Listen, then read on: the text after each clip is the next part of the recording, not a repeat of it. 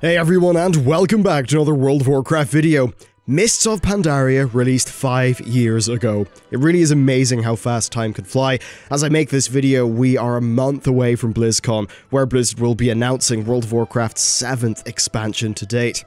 Mists of Pandaria represented a change in direction for World of Warcraft in so many ways, and it's easily one of the most interesting expansions to look back on now that the dust has settled.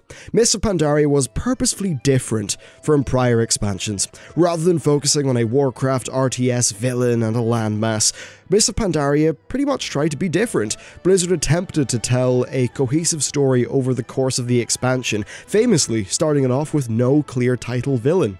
Many of the design cues of modern WoW end up finding some of their basis in what the team did with Mists of Pandaria, making it a very fascinating expansion for us to take a look at today. In this two-part retrospective, we are going to delve deep into all aspects of Mists of Pandaria. Today, we are going to focus on the announcement, development, and early days of this expansion. Then, next week, we are going to talk about what I think many consider to be the expansion's redemption, its content-rich patch cycle, the format of which can actually be seen in Legion today. Okay, let's get rolling with the announcement. First, we need to set the stage. World of Warcraft Cataclysm was a troubled expansion. The team stretched themselves too thin with the world revamp. Things were off to a pretty rocky start with heroic dungeon difficulty situation, and the endgame ended up wearing thin quite fast. Even as the patches began to roll out, there were still problems. The Firelands was great, but it was a small raid, a result of them initially wanting to do 2 raids for that tier. All the while, World of Warcraft subscription numbers were doing something that essentially was unprecedented.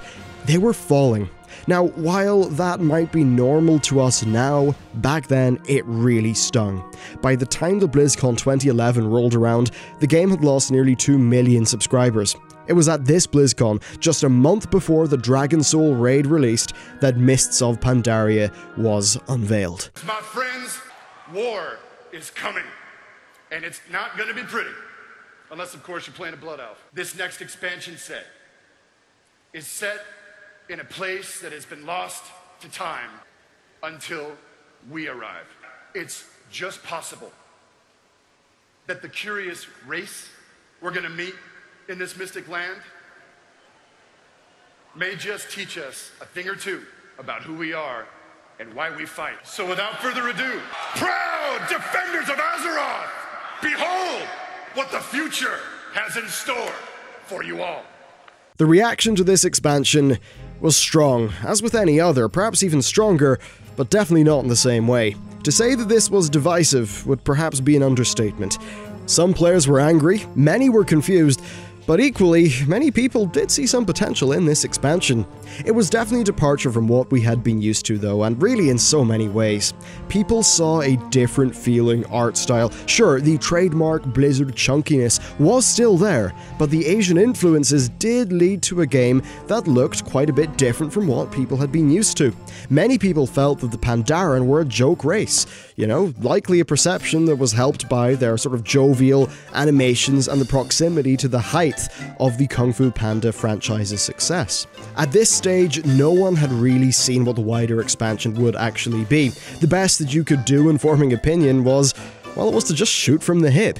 Seeing things like the revamped talent system and the pet battles, along with the more jovial Pandaren, did lead to a lot of people thinking that this expansion was a concession to the casual boogeyman, and perhaps also an attempt to shamelessly recapture the Chinese market. I was somewhat in the middle. I wasn't thrilled, but I was willing to give it a chance. Looking back through the announcement trailers and videos and just content in general, you can see this bizarre reaction reflected in that dislike bar. It's not a perfect metric, but it's rare that anything other than a store mount trailer would get such a response. Still, there was a degree of hype coming out of the con. The Dragon Soul was just about to open, where we would finally get to face Deathwing. There was, however, one more thing. The World of Warcraft Annual Pass. Subscribing for a year would get you an in-game mount, a copy of Diablo 3, and access to the Mists of Pandaria beta test. So then Dragon Soul came out, and yeah, It was a bit of a dud in comparison to Blizzard's past work, and really it then led into one of the game's more famous content droughts. Something worse for PR happened, though. The subscribers took a nosedive. Even with the annual pass, which reportedly 10% of players purchased, they did manage to keep subscribers around 10 million for a few months, but then Q2 2012 saw that plummet down to 9.1 million, which was shocking at the time. Around this time as well, the beta for Mists of Pandaria launched. A beta test that all annual pass holders would eventually get access to. This caused large problems for the development team. Simply put, there were too many people involved to run a good beta. Many didn't treat it as a beta as well. After all, they technically paid for access. Feedback ended up being of a lower quality than normal, and this overall resulted in a beta that didn't do a great job of, well, being a beta. Letting in so many people, at least 1 million, perhaps more it would seem, letting them see low-quality, buggy content that would not have had much polish, seemed to have damaged the public perception of the game. In short, it was quite a disaster. Blizzard also had another disaster at the time, Diablo 3. While it sold tremendously well, the famous Error 37, I keep trying to log in and I get Error 37! disrupted the early days, and soon people realized that it had glaring game design issues. Plus, there was the whole real money auction house. While this was not World of Warcraft specific, it did contribute to a public fall from grace for Blizzard. They just weren't having a good time of it, and it seemed like this might have been hurting their bottom line. While we can't say how much this impacted Mists, we do know that the million or so annual pass holders definitely would have felt that pretty directly. But still, Blizzard weathered the storm, and September 2013 eventually rolled along. It was time for Mists of Pandaria to release to the public. While it was not perfect, the launch was definitely not a Warlords tier disaster. Some quests were heavily bottlenecked, but players were able to push through and get into the content. Something else happened as well. Subscriber numbers leapt up to 10 million. The road to the launch was not perfect for the team, but they had got there. Mists of Pandaria was available, and around 10 million players took them up on that offer. The world the players entered was visually stunning, especially with the Jade Forest, and while that Asian art style was quite the departure and certainly not to everyone's tastes, the quality of the art had leapt forward massively, with higher resolution textures and a minimum spec bump, allowing Blizzard to make massive headway with the crispness of the assets. It was a rich and beautiful world at times. Pandaria was a pretty varied continent actually, with some really pretty colourful zones being contrasted by dark oppressive ones. Some of those were far more divisive though, leading to the continent itself perhaps being a mixed bag. I cannot really imagine many people missing Tulong Steppes or Krasarang Wilds. Still, some of the zones also, they didn't have great layouts. I'm especially thinking of the pretty much legendary mob densities of the Dread Wastes. One problem that it did face though is that while the art was often fantastic, being so heavily rooted in a already existing real-world style did sometimes mean that it didn't feel that unique.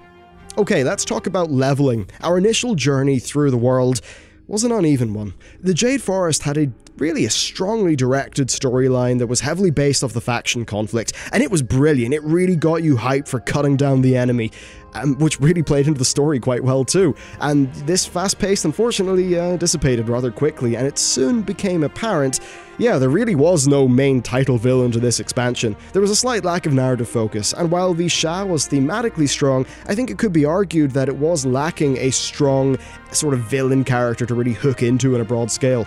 That said, it was crammed with lots of very well told, smaller stories, and at times that pace really did pick up, especially when you were questing and you found yourself alongside the Shadowpan later on. The production values had also, of course, continued to increase, and sure, they were not Warlords of Draenor tier, but it was absolutely a welcome step up.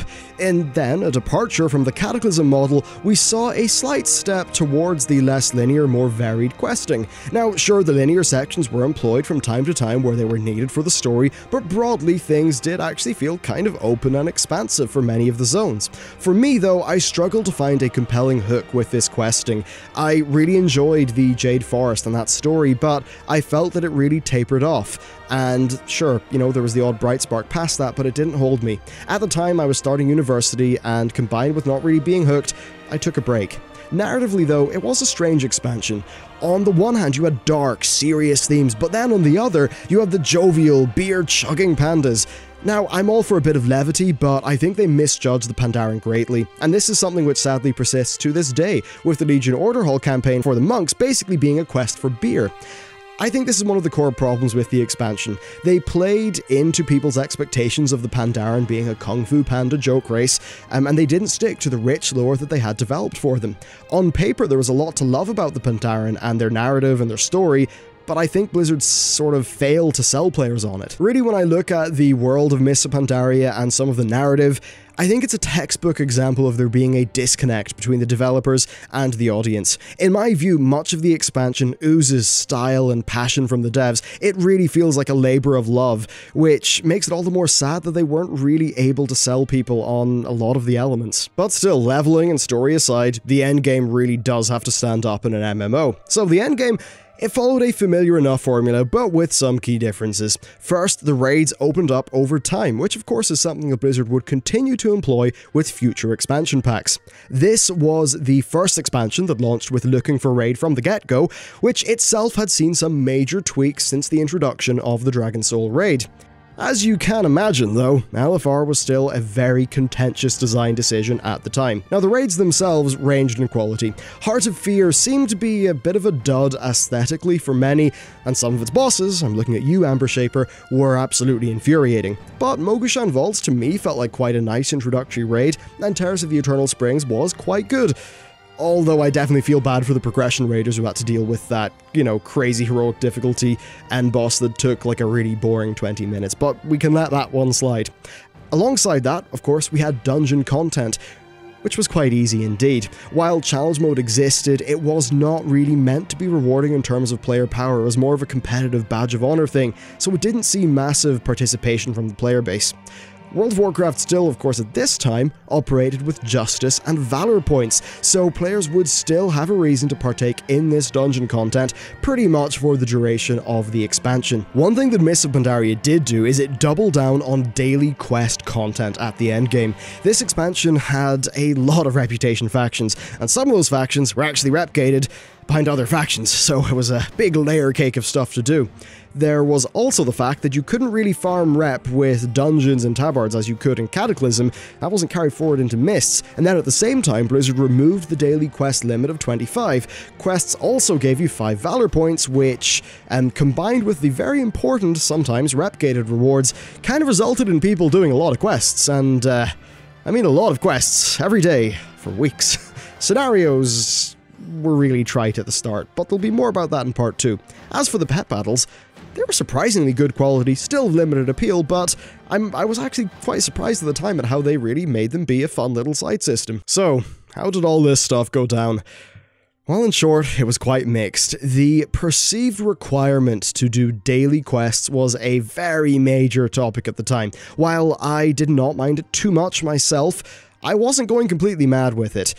But the system really did result in a lot of players burning themselves out, and really burning themselves out hard.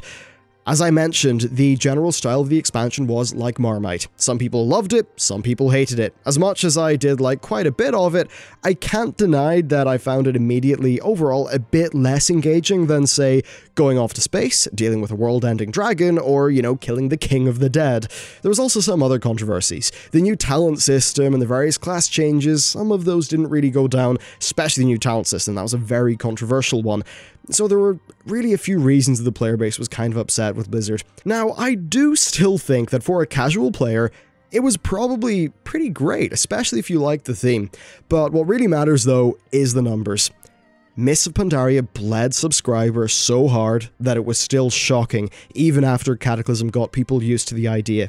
While it only lost a few 100,000 in the first quarter, second quarter of this expansion, really it led to a fall of 1.3 million subscribers, the game's largest yet, no doubt partially because of annual passes ending. Suffice to say, things were not looking good in the early weeks and months of Mists of Pandaria. It was Blizzard's probably their most troubled overall period with the game, even though Cataclysm did have some issues. But in the final part of this short series, we are going to be covering the redemption of Mists of Pandaria. Even with all the problems that it faced, Blizzard would manage to fight their way through, release 2 of the game's best ever patches, and do what many in the early days thought was unthinkable: stop and then even reverse the loss of subscribers and really reinvigorate the hell out of the game.